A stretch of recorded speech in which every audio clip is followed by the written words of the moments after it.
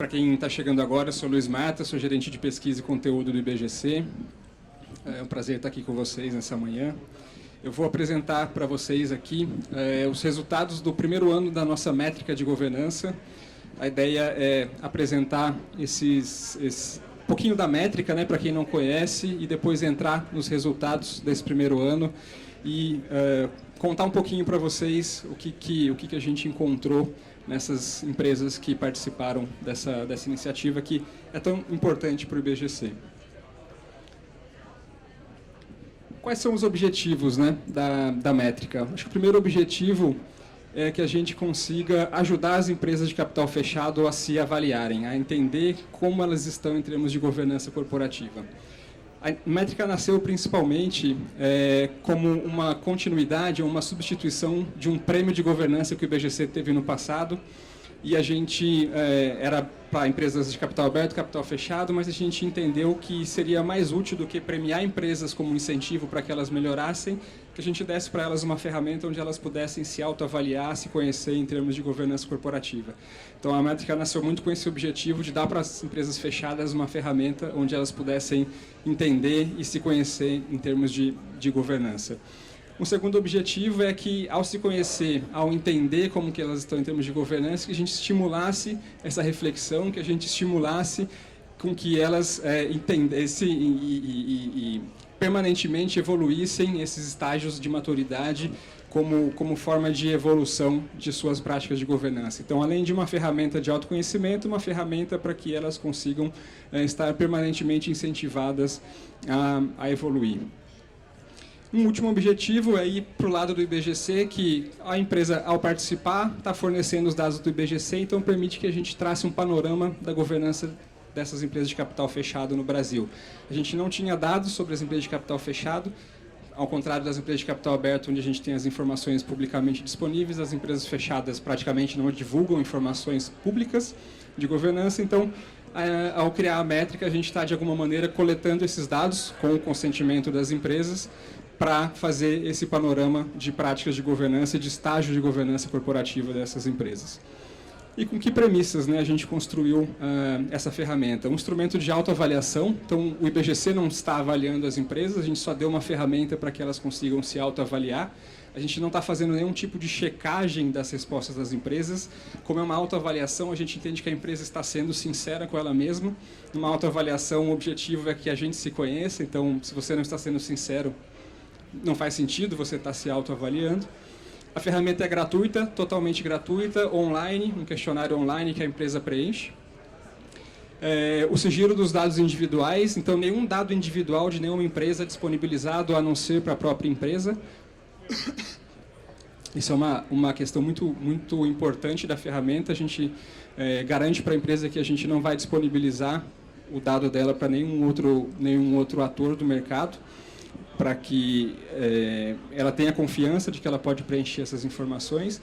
A empresa recebe um relatório da sua autoavaliação para poder, de fato, entender em que estágio ela está, em termos de governança corporativa, e é um ciclo anual de preenchimento. Então, uma vez por ano, a empresa pode entrar e preencher novamente o questionário, atualizando as suas informações. Isso não significa que o relatório dela é estático, porque se a empresa preenche hoje, ela está se comparando com as empresas que preencheram até hoje. Se eu entro novamente no sistema daqui a 3 meses, as empresas que preencheram já são outras. Então, a minha média com quem eu me comparo já é diferente. Então, eu posso ir periodicamente entrando no sistema para ver como eu estou em relação às novas empresas que preencheram. Então, é dinâmico, eu posso, de tempos em tempos, olhar se eu estou melhor ou pior em relação à nova amostra de participantes. Qual o público-alvo? Empresas de capital fechado. E aí sejam elas familiares, sejam multifamiliares ou outro tipo de controle. Mas a gente está falando sempre de empresas. A gente não fez a ferramenta pensando em outros tipos de controle. A gente não está pensando em cooperativas, não está pensando em terceiro setor, em outros tipos de organização. A gente queria se focar, de fato, em empresas. E empresas de capital fechado, porque para as empresas de capital aberto já existe a lei das SA, já existe o novo mercado, já existe uma série de regulações e autorregulações que impõem condições e critérios de governança. Já para as empresas de capital fechado não havia nada, então a gente entendeu que seria muito mais rico e muito mais útil para esse tipo de companhia. A gente só não aceita aquelas empresas muito pequenas, aquelas que estão no simples, como empresas de pequeno porte ou microempresas, porque a régua de governança para essas empresas fica muito além do que, na verdade, é a realidade dessas empresas. Então, uma empresa do simples, se preenche a métrica, ela recebe um resultado tão ruim que serve mais como um desestímulo do que, de fato, um estímulo para que ela aprimore. Ela acha que aquilo lá nunca vai fazer parte da realidade dela. Então, para essas empresas, a gente ainda está pensando que tipo de ferramenta a gente pode oferecer, porque essa governança que o IBGC pensa hoje talvez esteja muito distante do que é a realidade para essas empresas. Como que está segmentado o questionário, né? A gente tem 5 dimensões de avaliação que são associadas aos 5 capítulos do código. Uma dimensão que é exclusiva para aquelas empresas familiares, onde a gente trata das questões de relação entre família e negócio, principalmente. As dimensões são divididas em indicadores para que a gente possa entrar um nível a mais de detalhamento, segmentar um pouquinho mais essa avaliação, dar um pouquinho mais de detalhamento do que dentro de uma dimensão sócios, por exemplo, a empresa está melhor ou pior. E são 51 questões que a empresa precisa preencher. As dimensões, como eu falei, são os capítulos do código: sócios, conselho, diretoria, órgãos de fiscalização e controle, conduta e conflito de interesse, e a dimensão empresas familiares, que é exclusiva para as empresas de controle familiar. E o preenchimento é feito por um responsável, que a própria empresa indica quem vai ser o responsável, e a pessoa pode iniciar o questionário e concluir de uma vez só, ou ela pode iniciar o questionário, parar, voltar daqui a um tempo, quando ela tiver todas as informações. Então, a pessoa decide qual é a melhor maneira de fazer o preenchimento.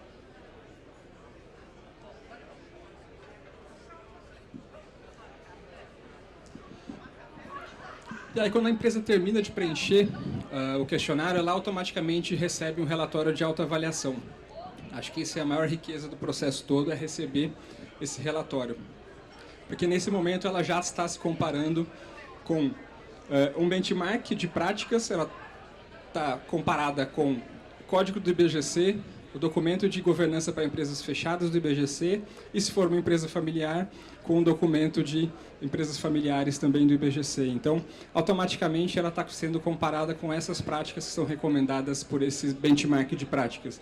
Mas ela também está se comparando com as empresas que estão participando da iniciativa, porque ela tem uma nota que é comparada com as outras empresas que estão participando. Então, ela consegue perceber se com as empresas do mesmo porte que ela está melhor ou pior, consegue, com os seus pares, saber em que estágio ela está em relação às empresas do mesmo porte, por exemplo.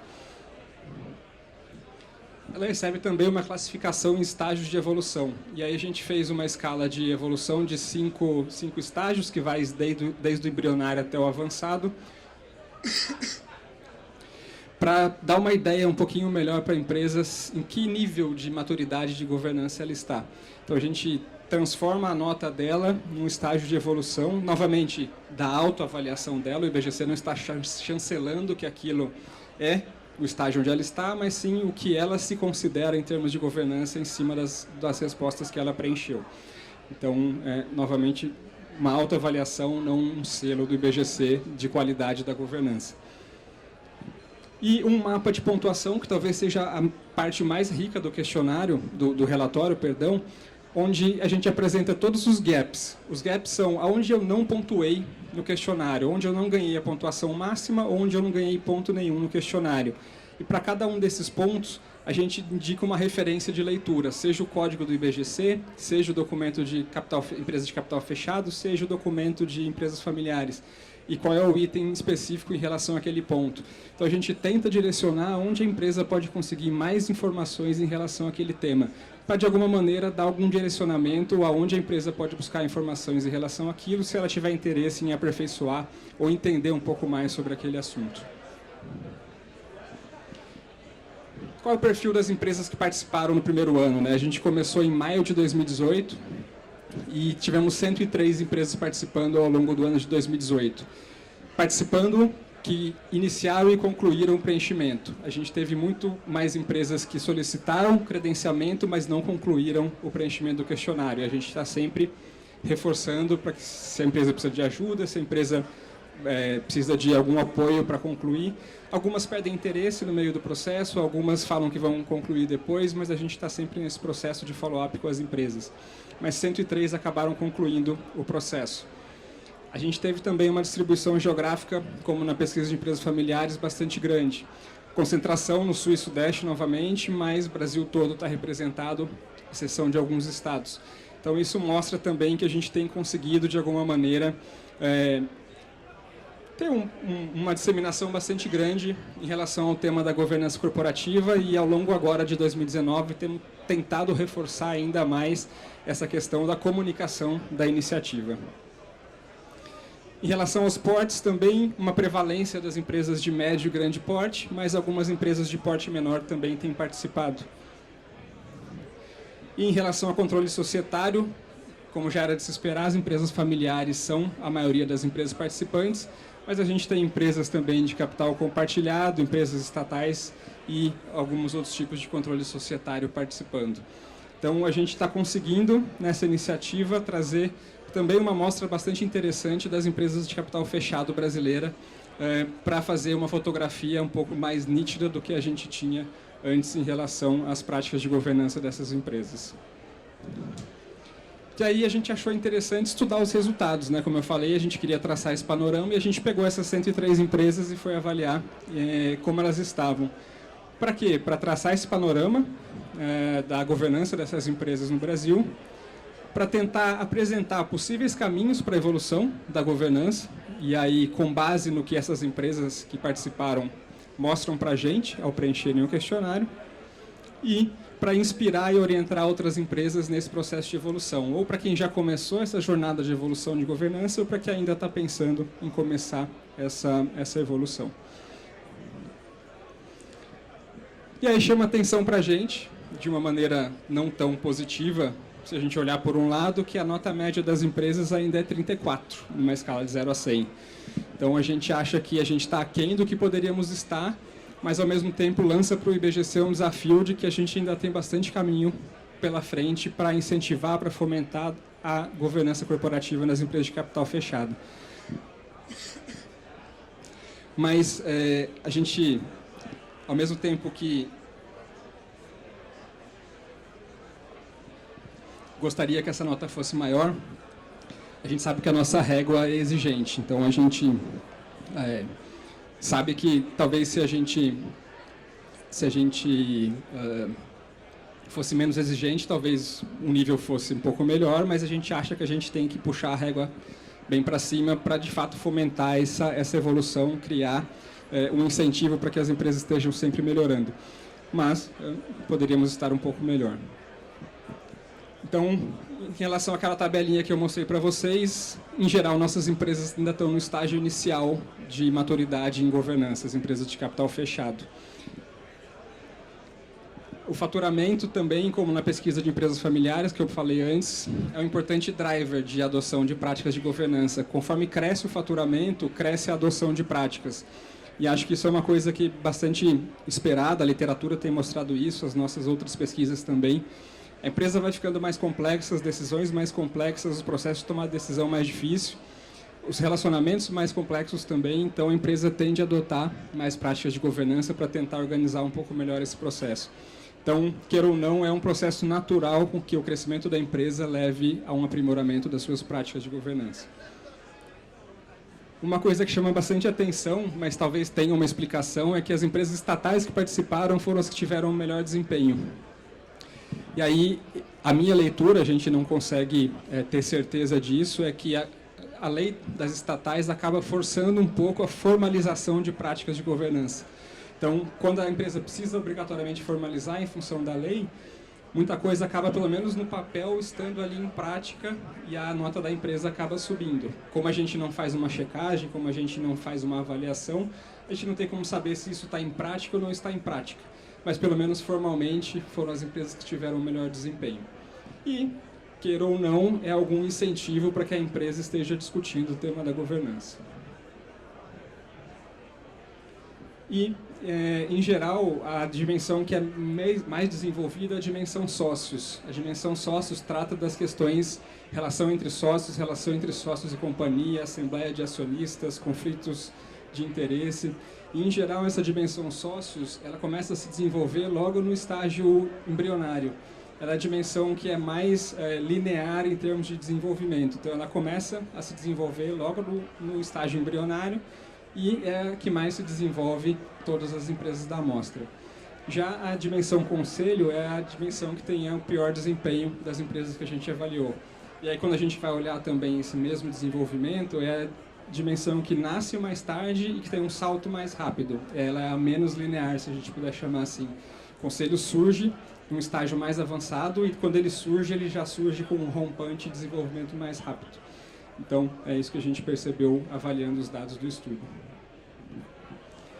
Aqui só apresentando alguns dados para vocês. A grande maioria das empresas se concentra ali entre o estágio embrionário e inicial, mas a gente encontrou empresas ali que já estão lá no estágio avançado. A gente não encontrou nenhuma empresa em estágio sólido, pelo menos nas nossas 103 empresas, nenhuma estava lá no que a gente consideraria, na nossa avaliação, o estado da arte, da governança, mas algumas empresas já estavam lá no estágio avançado de maturidade.